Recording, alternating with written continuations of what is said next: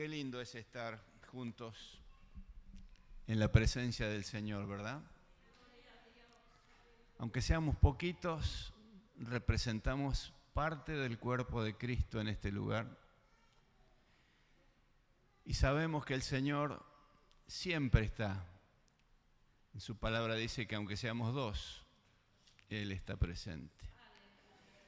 Él está presente antes que nosotros siempre, porque desde la creación misma, Él quiso bendecir a toda aquella criatura que había creado. Y ese Dios maravilloso es el sustentador de toda esta creación de la cual participamos, de la cual somos parte. Así que, en realidad, cuando nuestro pastor me pidió que preparara algo para conversar, no es conversar porque ustedes no pueden responder, pero para hablar en esta noche, le pedí al Señor que fuera de bendición, no solo para los que estamos acá. Todos nosotros sabemos perfectamente y por eso voy a omitir los pasajes más largos para no emplear un tiempo innecesario y para que aquellos que lo reciben por internet lo miren y lean el texto completo en la casa. Salvo la primera parte, que es muy interesante porque no es tan común de leerla, vamos a leer así. Y vamos a hablar acerca de ese Dios al que le pedimos siempre.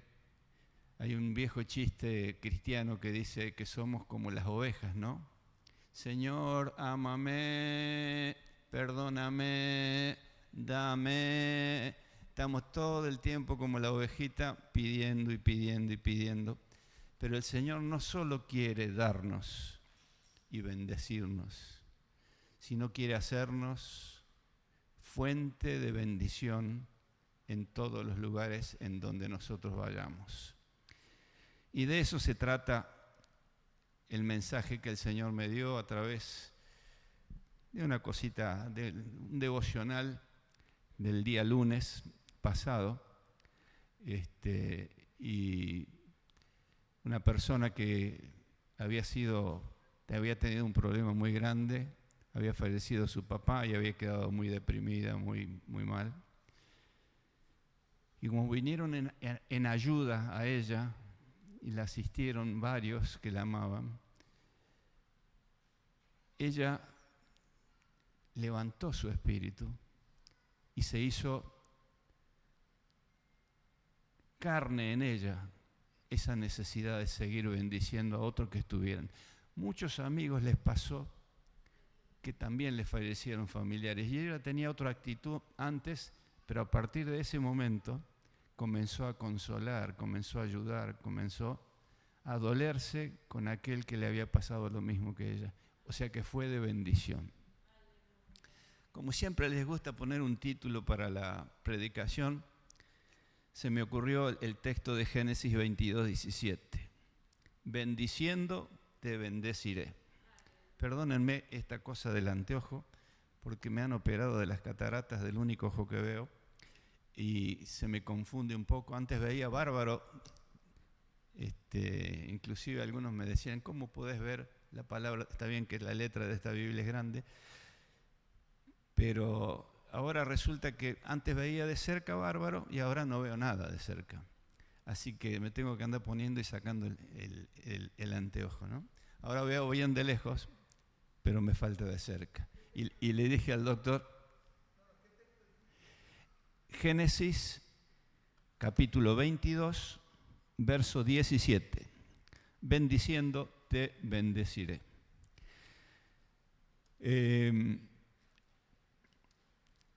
único perfecto que hace las cosas perfectas, me dijo el oculista, que tuvimos muchas charlas, y me dice, el único que da las cosas perfectas para ver de cerca y de lejos es Dios. Así que vamos a conformarnos con la que más necesitamos, que es la de lejos para poder manejar, y para la otra le vamos a poner un anteojito, ¿sí? Bien. Dios bendijo a su creación desde siempre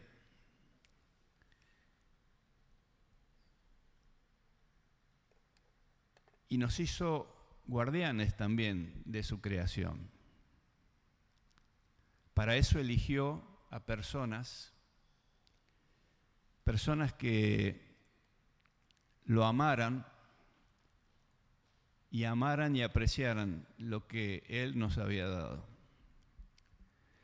Por lo tanto, vamos a ver a 3 administradores de esta gracia de Dios, de esa bendición de Dios. En Mateo capítulo 22, versos 13 y 14 dice que son muchos los invitados y pocos los elegidos. Y es interesante que los elegidos, por lo menos los que vamos a ver esta noche o esta tarde, son imperfectos. Lo único perfecto que el Señor pide es que lo amen, que lo busquen y lo obedezcan de todo corazón. Vamos a empezar leyendo unos poquitos versículos en Génesis capítulo 12.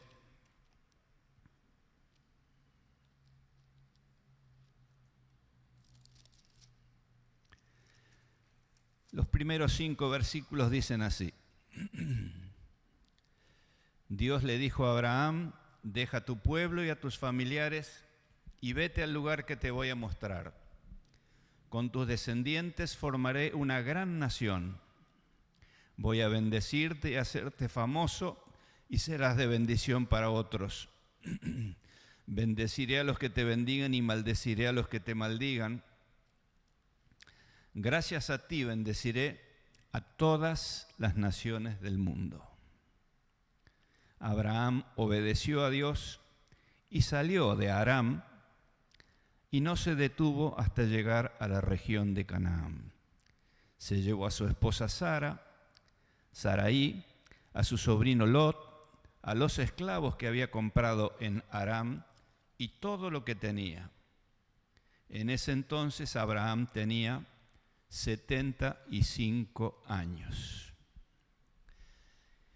Y allí el Señor le hace una promesa que esa región se la daría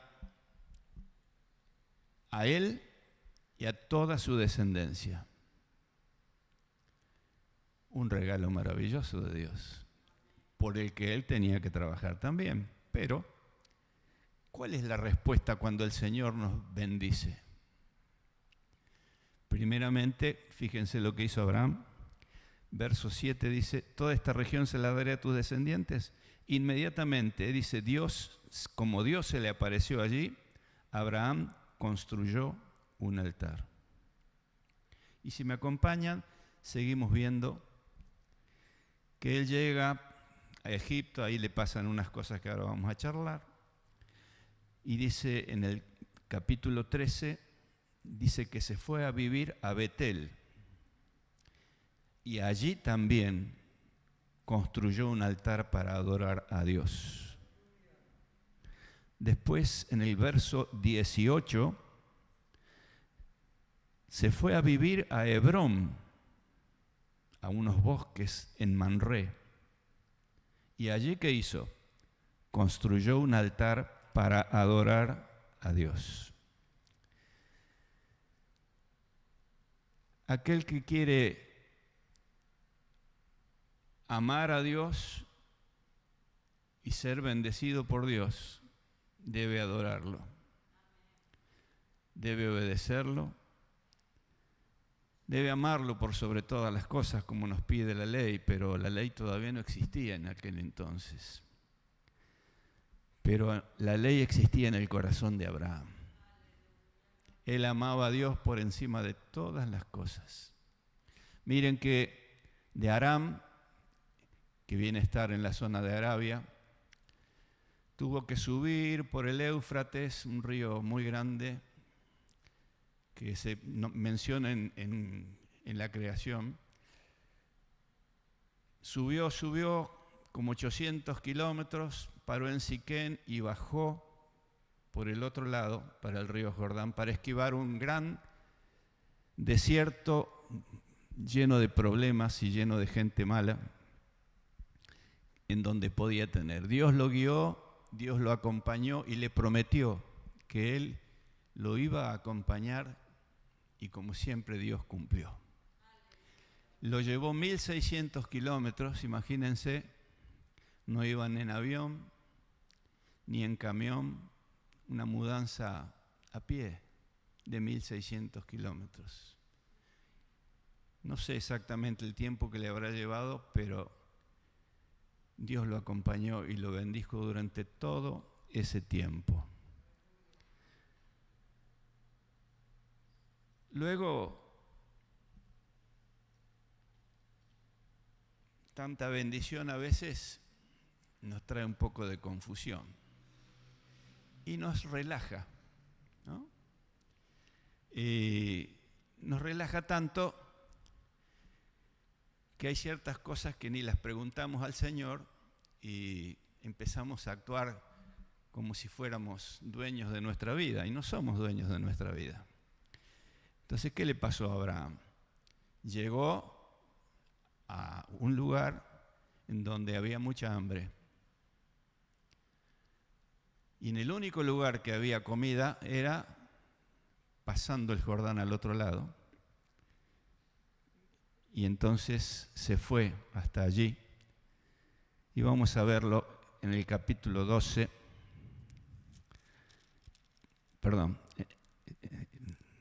Del 10 en adelante. Lo teníamos acá. En aquel tiempo llegó a faltar comida en toda la región de Canaán, y era tan grave la falta de alimentos que Abraham se fue a vivir a Egipto, porque allí sí había alimentos. Cuando estaban cerca de Egipto, Abraham le dijo a Sarai: no hay duda de que eres muy hermosa. Cuando los egipcios te vean y sepan que eres mi esposa, a mí me matarán y a ti te van a dejar con vida. Por eso, cuando te pregunten, dile que eres mi hermana, así me tratarán bien y mi vida no correrá peligro. Tan pronto como Abraham llegó a Egipto, los egipcios vieron que Sarai era muy hermosa. Entonces los asistentes del rey fueron a contarle lo hermosa que era. Qué alcahuetes, ¿no? Enseguida el rey ordenó que Sarai fuera llevada a su palacio. Para quedar bien con Abraham, el rey le regaló ovejas, vacas, burros, sirvientas y camellos. Hay un versículo, el 17, que nos dice cómo le cayó esto a Dios. Ni lo habían consultado. Esto le cayó, no le agradó a Dios. Y por eso, en vez de bendecir a la gente de Egipto que le iba a dar de comer, los maldijo y le dio graves enfermedades sobre el rey y su familia. De inmediato el rey mandó a llamar a Abraham y le dijo: mirá lo que me has hecho. ¿Por qué no me dijiste que era tu esposa? ¿Qué le iba a decir a Abraham? Qué lindo marido, ¿no? ¿Les gustaría un marido así a ustedes? Y era un hijo de Dios. Y era el amigo de Dios, dice la palabra del Señor. Fue amigo, llamado amigo de Dios. Pero es aquí donde tenemos que ver una parte muy humana en todos nosotros. Todo aquel que sirve a Dios es un ser imperfecto, absolutamente imperfecto. La Biblia, cada uno de los siervos de Dios, le vamos a ver la parte fea. Y Abraham, a pesar de ser amigo y amar a Dios con toda su alma y con toda su vida, era un hombre imperfecto. Temió por su vida y en vez de pedir: Señor, me prometiste acompañar, guárdame y guarda a mi esposa, ¿qué hizo? Se combinó con la esposa y dijeron: bueno, qué sé yo, de todas maneras si me matan a mí, mi esposa va a quedar mejor porque va a quedar con el rey de Egipto. Pero no era manera de cariño, me parece a mí, ¿no? Un gran papelón, porque él tenía de quién depender y no lo hizo. Y tras cartón comete otra tontería. Dios le dice, capítulo 16, versos 1 al 3, que iba a tener muchos descendientes. Y pasaron 10 años, vamos a leer ahí unos poquititos. Ya tenía 10 años de vivir en Canaán y su esposa Sarai aún no había podido tener hijos. Pero como ella tenía una esclava egipcia, todos sabemos. Y dice el verso 3, Abraham estuvo de acuerdo con lo que propuso Sara. En vez de consultar a Dios otra vez, se les ocurrió dar la solución natural y humana. La esclava, según las costumbres de ellos, tenía que dejar esa criatura para aquella que era su patrona o su dueña. Pero no pensaba eso aquella mujer y comenzó a haber pleitos y problemas y Dios tampoco le cayó bien esto. Entonces vemos un siervo que tenía sus caídas, ¿no? O sea, era un hombre que a veces le consultamos a Dios las cosas y a veces no las consultamos. Nos pasa a nosotros todos los días también. Cada vez que debamos hacer algo que tiene cierta importancia y aún pequeñas cosas sin demasiada importancia, si las maneja Dios, mucho mejor. Pero después de errarle 2 veces feo, en forma inconsulta, nace Ismael. Bueno, todos conocemos la historia. En el capítulo 22 se reivindica a Abraham, porque Dios es perdonador de todos aquellos que le buscan y los ama. Los 2 primeros versículos nos dicen que algunos años después Dios quiso ver si Abraham lo obedecía o si seguía sin darle bolilla, ¿no? Así que lo llamó y le dijo: quiero que me ofrezcas como sacrificio a Isaac, el hijo de la promesa, aquel único de quien dependía la descendencia que Dios le había prometido. Qué confusión se debe haber agarrado a Abraham, ¿no? Sin embargo, Dios se lo pidió para probarlo y él se lo ofreció. Y entonces ahí cambia la cosa. Podemos tener todos los errores del mundo, pero ser obedientes a Dios es lo que Dios le agrada. El verso 15 de ese capítulo 22 dice: por segunda vez Dios llamó a Abraham desde el cielo y le dijo: por no haberme negado a tu único hijo, yo prometo bendecirte. Haré que tus descendientes sean tan numerosos como las estrellas del cielo y como la arena del mar que no se puede contar. Tus descendientes atacarán las ciudades de sus enemigos y las conquistarán. Yo te juro que todos los pueblos de la tierra recibirán mis bendiciones por medio de tu descendencia, porque tú me obedeciste. La obediencia de Abraham reivindica sus defectos. Y él le dijo: serás de bendición. Generalmente, la primera vez que recibió la bendición de la compañía de Dios y llegó ahí a Egipto, se pasó de canchero casi, ¿no? Dijo: esta la puedo solucionar entre Sara y yo, la solucionamos. También para tener un hijo, y bueno, lo solucionamos nosotros, es cosa de seres humanos. No, hay cosas que hay que buscar a Dios. Entonces, ahora, arrepentido, obedece a Dios. Y Dios le está pidiendo la promesa, porque le dijo que de ese hijo iban a nacer descendientes. Qué confusión, ¿no? Sin embargo, él pensó de que Dios tenía poder. Ahí se dio cuenta de una de las características de nuestro Dios. Si Él me pide esto, es porque Él lo va a solucionar. Y juntamente con la prueba me va a dar la salida, como sabemos nosotros decir, ¿no es cierto? Y lo dice la Biblia también. Así que la segunda vez que lo llama dice: por no habérmelo negado, tendrás una descendencia monstruosa y recibirá el mundo entero bendiciones mías de tu mano.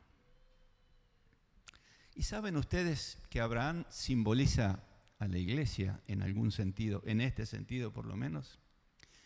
Porque Abraham recibió, pero fue enseñado a dar. Por eso, allí en Génesis 17, lo dice clarito: bendiciendo te bendeciré. Porque la bendición es como el nombre de nuestra iglesia, ríos de vida. El río nunca para. Nace en un lugar, pero fluye. Uno de los lugares en que no fluye es el Mar Muerto. Ahí terminan todas las aguas que llegan a él. Y es un lugar inepto para la vida. No hay un solo animal vivo. Hay solo sal. Sal que prácticamente no lo deja flotar a nadie, no lo deja hundirse a nadie. Todos los cuerpos flotan. O sea que no hay vida. Y Dios quiere que haya vida en nosotros, y por eso debemos dejar fluir la bendición y ser de bendición. El segundo, que también fue un gran siervo de Dios, fue Pedro. No Pedro el que tenemos acá, pero sí Pedro, uno de los discípulos de Jesús. El que lo quiera leer está en Juan, capítulo 1, versos 41 y 42. Jesús elige a Pedro y le dice que sería para bendecir a sus compañeros, a los otros discípulos y al mundo entero también. El elegido luego deserta porque era un ser humano y también pensó que lo podían matar junto con Jesús y lo abandona y se lleva con él a todos los otros discípulos al mar. Cuando Jesús muere, él pierde la fe en Jesús y dice: me voy a lo que conozco, me voy a pescar. Y todos los otros lo siguieron, porque era medio el capo de todos, ¿no? Eso lo vemos en Juan capítulo 21, versos 2 y 3.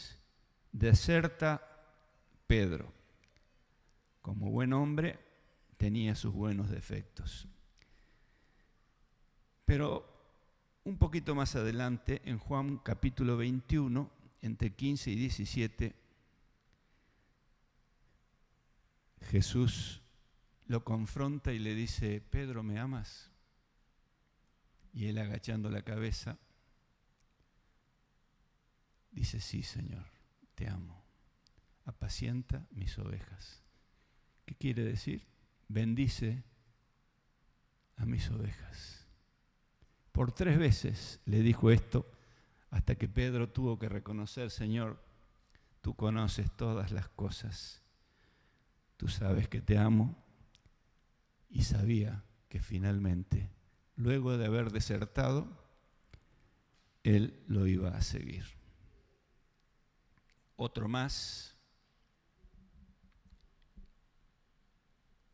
que ya venía mal barajado, fue Saulo, luego convertido en el apóstol Pablo. En Hechos 9 hay 19 versículos, de los que lo quieran leer toda la historia de la conversión de Saulo en Pablo, lo pueden leer. Y en los versículos 9, capítulo 9, versículos 1 y 2, vemos que de fanático religioso pasó a ser un servidor del Señor Jesús. Con personalidades diferentes, pero errores naturales y comunes de la carne y de la mente humana. Todos tuvieron sus fallas. ¿Y por qué digo esto? Porque a veces creemos que el trabajo de bendecir, que es la misión de la iglesia, lo tienen que hacer los pastores o los encargados de área. Y a veces somos un poco cómodos y nos quedamos sentaditos esperando, como la ovejita que decíamos al principio. Dame, bendíceme, ayúdame. Y no es ese, una vez que somos bendecidos, porque tenemos garantizada nuestra vida, y así como Abraham, tenemos garantizada la compañía del Señor, tenemos la asistencia del Espíritu Santo para enseñarnos todas las cosas, para guiarnos, para que cuando le preguntemos Él nos conteste. Y sin embargo, muchas veces estamos mirándonos a nosotros mismos como esa ovejita que es todo mi. Y esa no es la misión. Así como recibimos de gracia, debemos dar de gracia. Es la enseñanza que nos tiene que quedar en esta noche. ¿Por qué? Porque esa es nuestra misión en la tierra. Varias veces en la Biblia vamos a encontrar de que busquemos de hacer lo bueno porque eso agrada al Señor. El Señor Jesús utilizó a todos estos hombres con defectos para formar su iglesia y hacer que su iglesia sea, como decimos habitualmente, vaya de gloria en gloria. Rabindranath Tagore, un escritor indio, también nos da una enseñanza. Tiene una famosa frase que dice que el que no sirve para servir, no sirve para vivir. Son muy prácticos los hindúes o los indios. El que no sirve, no sirve. ¿Y cuántas veces somos inútiles en la obra del Señor pudiendo ser útiles? Porque todos tenemos dones. Absolutamente todos nosotros tenemos experiencias con el Señor que serían de bendición si alguien las necesita. No callemos las bendiciones del Señor, porque son bendiciones para seguir el curso del río. Son bendiciones que a su vez pueden bendecir a otras personas.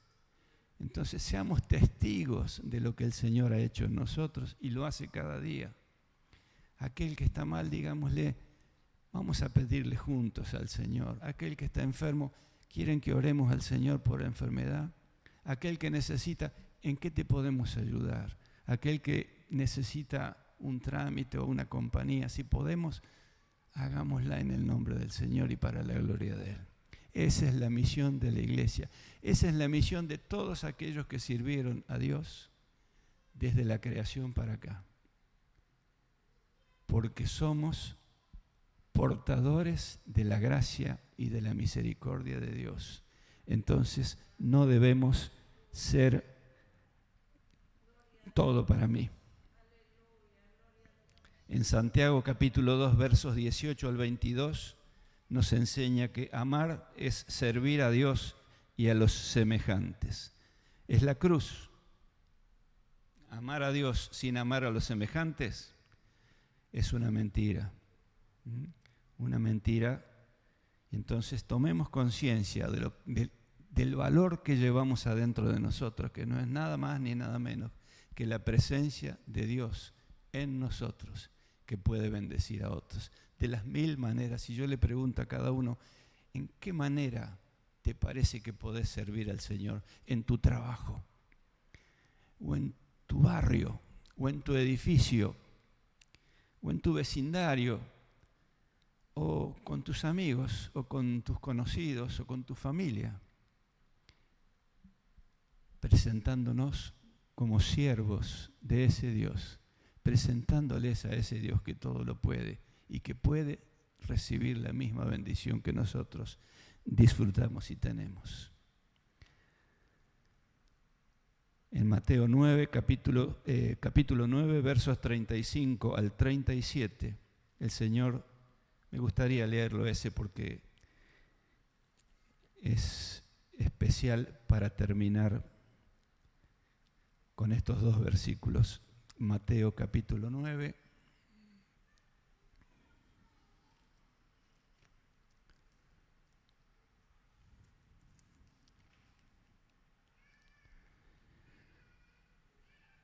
versos 35 al 37, que dice así.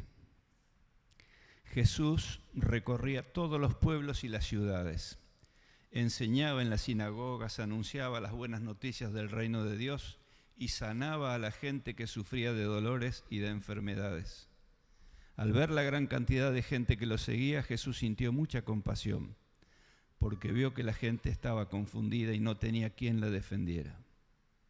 Parecían un rebaño de ovejas sin pastor. Jesús les dijo a sus discípulos: son muchos los que necesitan entrar al reino de Dios, pero son muy pocos los discípulos para anunciarles las buenas noticias. Por eso pídanle a Dios que envíe más discípulos para que compartan las buenas noticias a toda esta gente. Y finalmente, en Mateo 25, 23, todo el trabajo que hagamos para el Señor será recompensado en la tierra y en los cielos.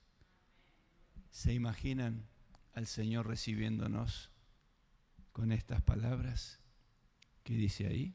Bien, buen siervo y fiel. En lo poco fuiste fiel, te voy a poner en lo más. Esa debe ser nuestra manera de vivir de cada día. Ver no en qué podemos pedir al Señor más, sino en administrar lo que el Señor nos da y ver qué podemos dar de esa gracia que hemos recibido. Que Dios nos bendiga.